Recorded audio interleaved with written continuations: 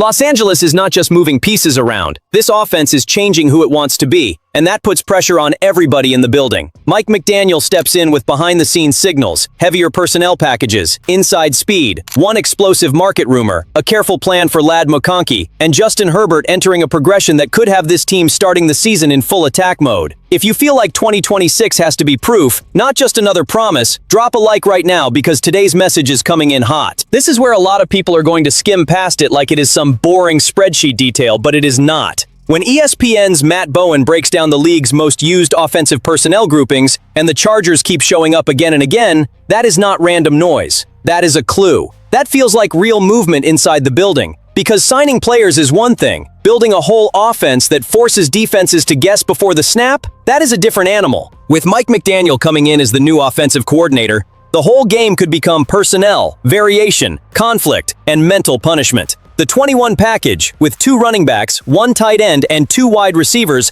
feels different when Justin Herbert is in the middle of it, and Alec Ingold is in the building after already living in that kind of offense in Miami. Bowen pointed out that McDaniel's Dolphins ran 234 snaps out of 21 personnel last season, the second most in the league. That is philosophy, not improvisation. And this is where the read gets even more aggressive. The Chargers could also grow in 12 personnel, with 2 tight ends, and even 13 personnel with 3 tight ends. Last year, under Greg Roman, Los Angeles had the fewest snaps in 12 personnel. Look at the intent now. David Njoku, Charlie Kolar, and Oronde Gadsden II could turn into a big, flexible, frustrating-to-defend trio with real play-action danger. It is not just size. It is doubt. It is making a linebacker pause. It is dragging a safety toward the line and opening space for Herbert to attack. And 22 personnel is where my eyes really open up. Bowen noted that Miami, under McDaniel, led the league in EPA from that formation, averaged 7.2 yards per play, and attacked with play-action and matchup-based concepts. Now picture that with Omarion Hampton, Ingold, Njoku, Kolar, Gadsden, Ladd McConkey, Quentin Johnston, and Trey Harris rotating through different roles. That is a chessboard, not some locked-in lineup. But there is one demand we cannot dress up.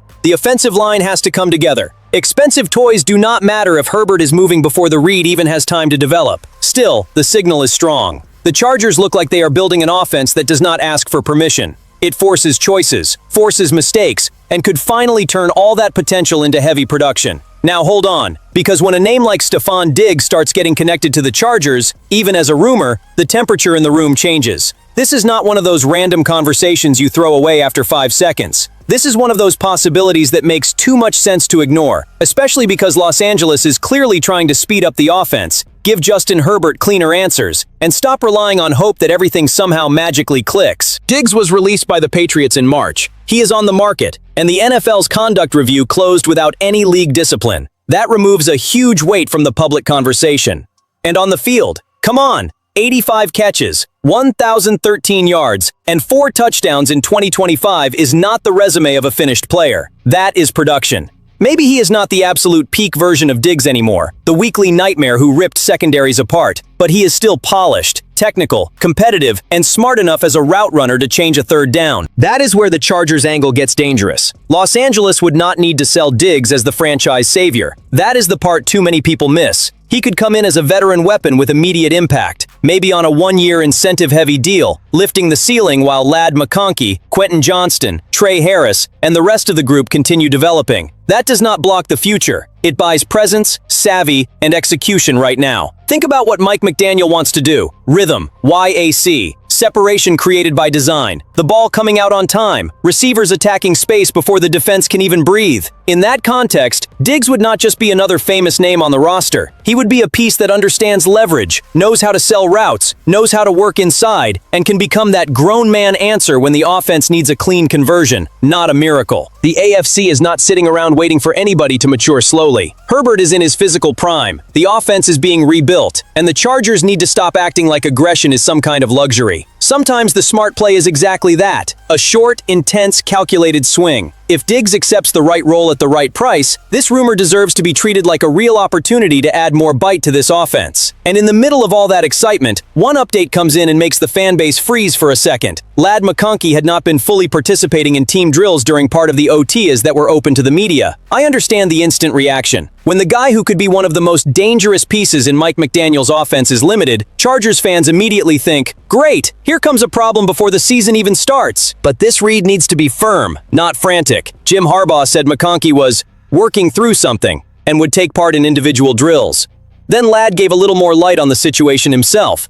He suffered a left hamstring strain while training in the spring. Chargers doctors were not concerned long-term, and the guidance was simple. Do not push it before training camp. When he was asked if he expects to be cleared in July, the answer was sharp. Absolutely. That matters for two reasons. First, hamstrings are tricky. If you rush in June just to win a nice minicamp headline, you might pay for it in August, September, or at the worst possible time.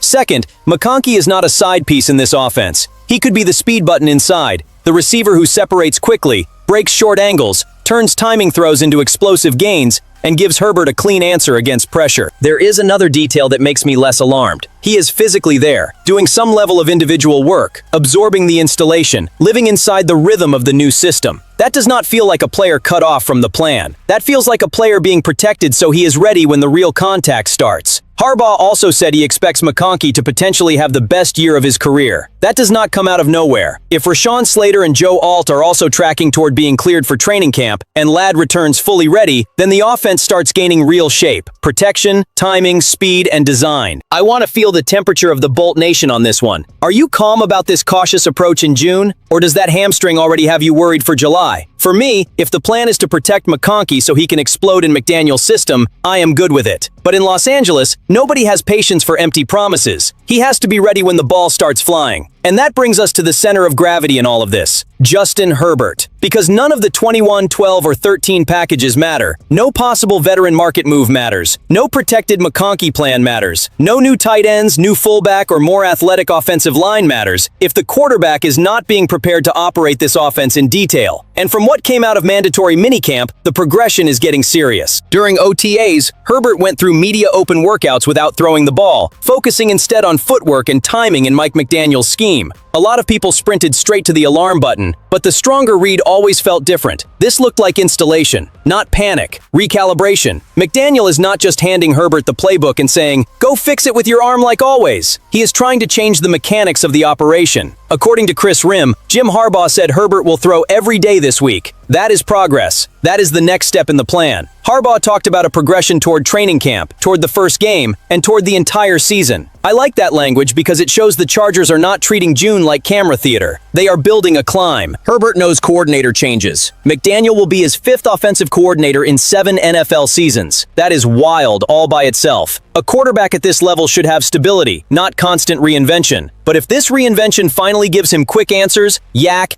timing routes, play action with multiplicity, and protection through design, then maybe this is the change that pulls Los Angeles out of that heavy offense that got predictable in bad moments and pushes this team into a more modern lane. The difference is massive. In Greg Roman's offense, Herbert was often asked to extend plays, hold the ball, hunt deep shots, and survive behind a line that performed terribly in 2025. That is asking talent to put out fires every single week. McDaniel seems to want the opposite. Ball out of the hand, anticipation, receivers attacking breaks, and the defense getting punished before it reaches the quarterback. Daniel Popper noted that Herbert did not participate in the 7-on-7 period Tuesday, but he did throw during play-action drills. Perfect? Not yet. Promising? Yes. Because this offense does not need to be finished in June. It needs to be sharp in September. And if Herbert masters the feet, the timing, and the first read in this system, then we are not just talking about improvement. We are talking about a Chargers offense that can hit first and keep hitting. The final read is simple and heavy. The Chargers are trying to build an offense that protects Herbert without limiting Herbert. McDaniel wants multiplicity, rhythm, movement blocking, receivers winning on time, and pieces that can punish any defense that chooses wrong. Now comes the part that separates big team talk from big team reality. Execution. Because the Bolt Nation has heard enough about potential. In 2026, this offense has to produce, sustain drives, create explosives in space, and close games. If you believe this new plan can finally unlock Los Angeles, subscribe to the channel and comment. Is this offense a real AFC threat, or is one more piece still missing?